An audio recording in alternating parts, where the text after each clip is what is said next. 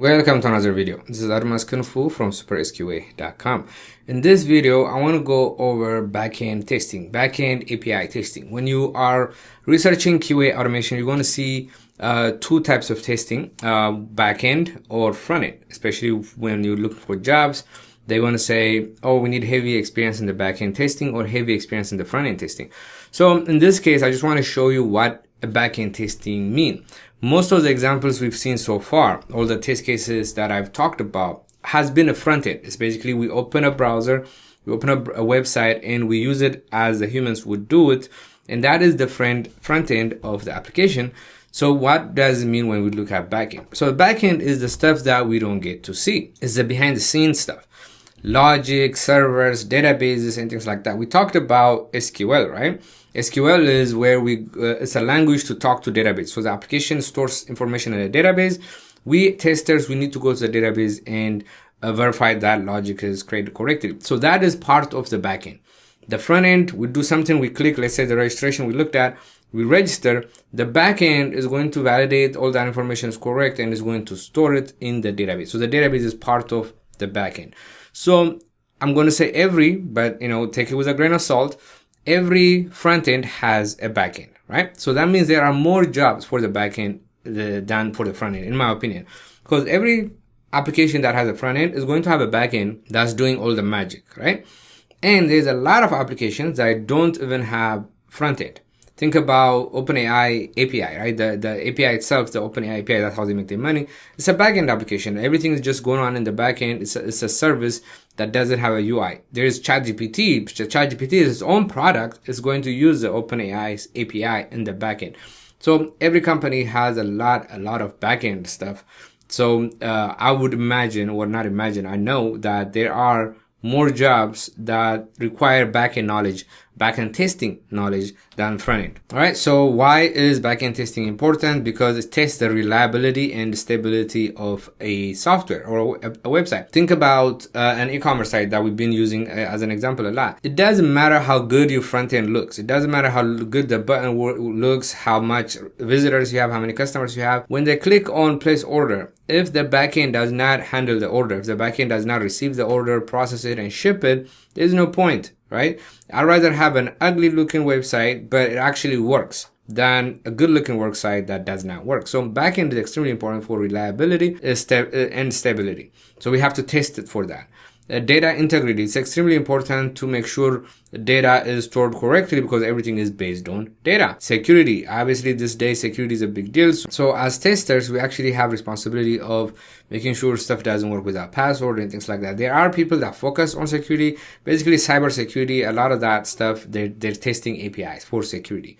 So obviously, that's important. Performance, you will gotta test if the API is performing well, is it responding fast, everything is happening in a timely manner.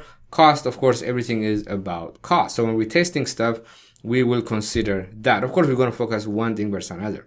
So when we talk about backend, so far, even in this video, I've been saying like API, because majority of backend tests include APIs and the databases, but it could be like API testing, integration testing, database testing, performance and load testing, and security testing. I talked all about those. Performance and load testing, they are specialized tools, so you need to learn those specialized tools if you're going to get into that. Majority of the jobs are going to require API testing. A lot of the stuff I've done is API testing and database testing, and they go hand to hand. A lot of times you use an API, then you go verify the database. So when we look at examples of API coming up, we'll talk about that. So overview of APIs. APIs are used for one application to talk to another application. So we'll look at examples. Let's just move a little bit fast. You have this in your course material. So examples of APIs, right? APIs are used to talk for two applications to talk to each other. So let's look at Google Map API. How is Google Map API used? We look at applications like Zillow, applications like Uber. What's Uber's job? Uber's business model is to take people and drivers and connect them and give you a map where you can just drive around. The drivers can drive around. Based on the map, it will calculate the distance, it will calculate the price. So Uber needs to build logic to connect people and drivers and collect cash, collect money, right? They don't need to build map. That's not their business. So what they're going to do is they're going to pay Google and they're going to use Google API Now they use Google APIs. They have a functionality of a map, and they just build their stuff on top of that. Zillow, the same thing. What does Zillow does? Real estate, like houses for sale, houses for rent. Now, Zillow is not in the business of building a map. Zillow is in a business of building information about homes for sale. So they don't need to build a map. They could, right? They can invest millions of dollars, but there's somebody that already did that, which is Google. Google invested millions of dollars, maybe billions, and created a map, an awesome map, and that they exposed an API. So you want to build something that uses a map, you're going to use their API. You're going to pay them for it. It's per usage. Like every time you use electricity, depending on how much you use, you pay. Every time you use an API, you pay for it, how much you use it. Well, there's free ones, but like Google Map, it's free for you and I, but if you want to build an application for commercial use, you will pay for it.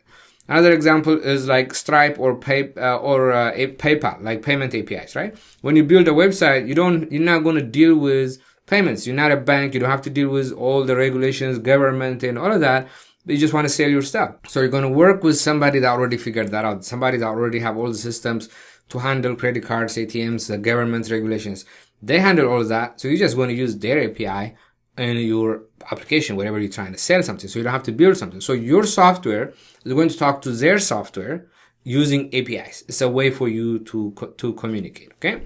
So those are really examples that are, I feel like they're easy to understand. Case.io is that test case management system we talked about. They have APIs. So if you, let's say you go to ChatGPT and you generate tons of test cases and you want to put them into case.io, you don't have to go one by one. You can just put all those things in like in a spreadsheet and a CSV file, and you can write a script that will use API, case.io's API, and upload those test cases to the platform, right?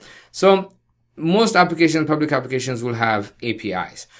This is what an API looks like. It's kind of, I'll show you in Postman. Usually, well, always you have an address, some kind of address, the IP address or the name, like, google.com, and the port and some kind of path. Then you have the data that you're going to send with that information. When you make an API call, either you're asking for data or you're sending data. So this is just in your material. Just keep it. I want to show you the real ones. Again, I'm going to move a little fast so I can get to it, and I'm leaving the slides. I was about to delete the slides, but I figured, why not just have it? It will serve as notes. So there's different kinds of methods: get, post, put, delete, and few more. And this is information. When you make an API call, you have the base URL, you have the endpoint that goes in front of the URL. That base URL is telling you where's basically the server, where to go, where is the information sent. Then in the request, you have headers. Usually you have body. The body is very important. It's the information you're sending over. There's different ways to do it. And another important thing is a response code. A response code, basically, when you make an API call, when you send that request, it's a response back, and it will tell you a code if it was successful or not. 200 is usually good. 300 is like a redirect. 400 and 500s are bad. So I'm moving fast so I can show you the real stuff, and I can talk about actually testing those APIs. So what I'm going to show you right now is going to be on Postman. So go ahead and install Postman. You can play with this anytime. It's totally free, and it's one of the most popular tools to make API calls. So eventually, if you're going to get into QA, you are going to have Postman anyways. So you might as well go ahead and install it. Okay. So let's look at actual Postman here. Let me pull it up. Here it is. So this is Postman. And I have a bunch of APIs, just collection of different APIs, just to stay organized.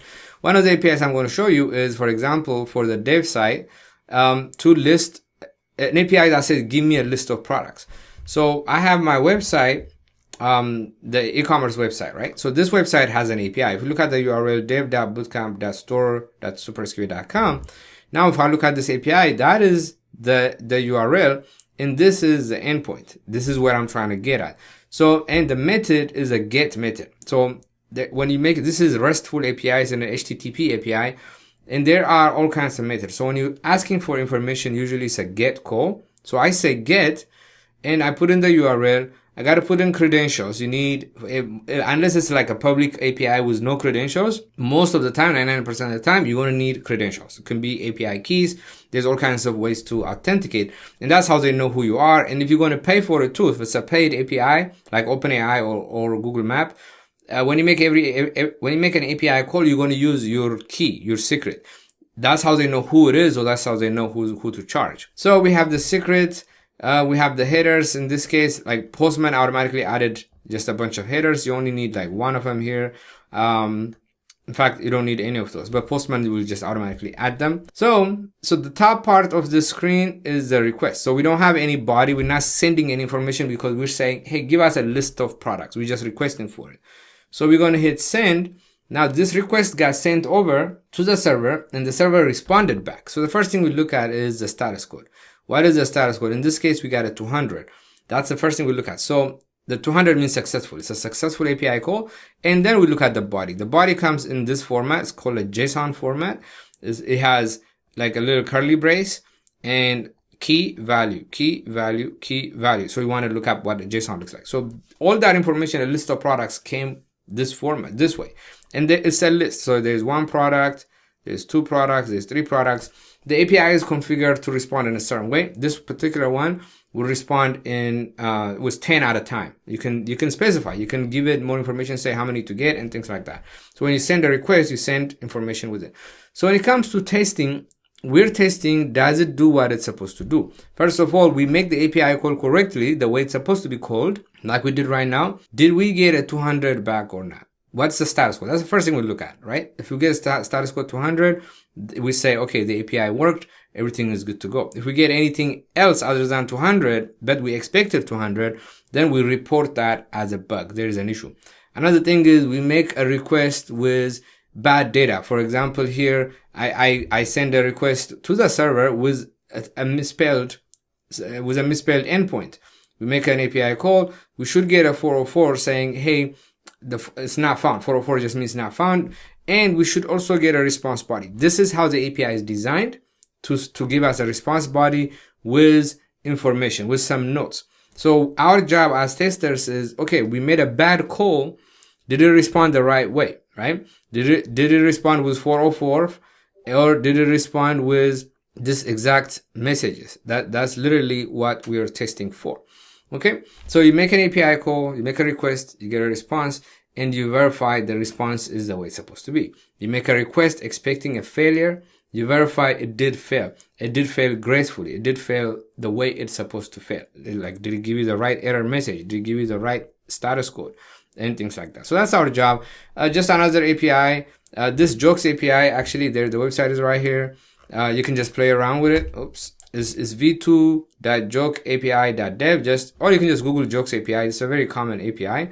So this API, you make an API call, you can exclude few things, so it will give you a joke. So you make an API call, you get a joke back, and you can give it flags to exclude. Like, I don't want racist stuff, I don't want religious stuff, right? Then you make an API call, you get a response in a JSON format. This is a JSON format, and the jokes, there is one joke in here. You can probably specify how many jokes there are. But my point is, I sent a request, I get a response.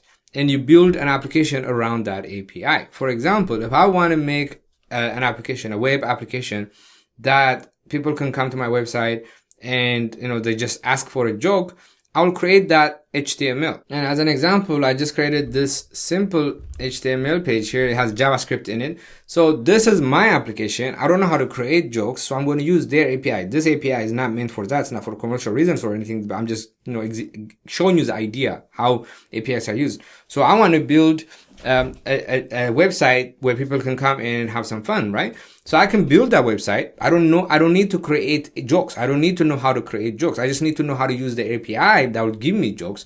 So I create something like this. Somebody will come here and say, like, I want 4 jokes. I can say get jokes. Now my application made an API call to the jokes API. It got a response. The response looks like, we saw what exactly the response looks like, right? It looks like this, like a JSON. We'll filter it out, message it, and take all the information it needs from here. It will display like here. In this case, from the response, it took category and it took the actual joke and it displayed it here. Okay, so this application made API call, got the data, and displayed it. That's really how it works. Another fancy one, I can show you, like OpenAI, right? OpenAI, the way they don't make their money from ChatGPT, $20 subscription or $200 subscription.